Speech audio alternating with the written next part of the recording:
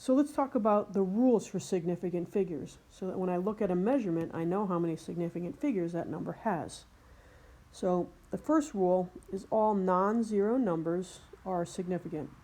So this has 2, this has 3, this has 4. The rest of the rules have to do with zeros. If zeros are between non-zero numbers, they are significant. So this 0 is significant, so this number has a total of 3. These zeros are also between non-zero numbers, so they're significant. So this has 4, and this has 5. How about the other zeros? Well, if they're at the end of a number like this, they are significant. So this one has 3.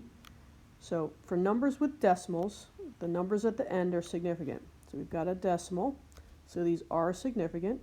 So this has a total of 6.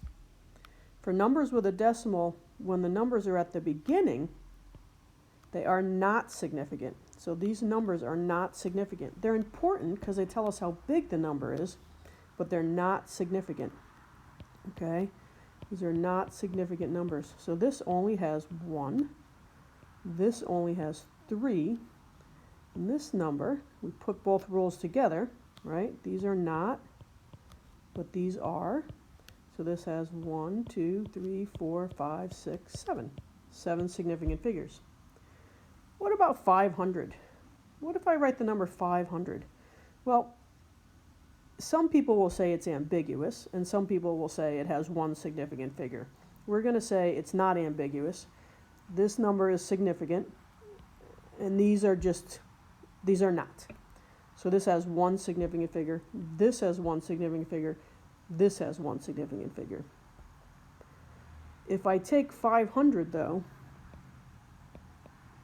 and I put a decimal point at the end of it, it now has 3 significant figures. If I take 5,000 and put a decimal at the end of it, it now has 4 significant figures. So how many does this number have? Well, 3. Okay. But what if I wrote it as that? Now it's got 5. So those are your rules for significant figures, and we'll practice with it a lot, but it's pretty simple once you get into it.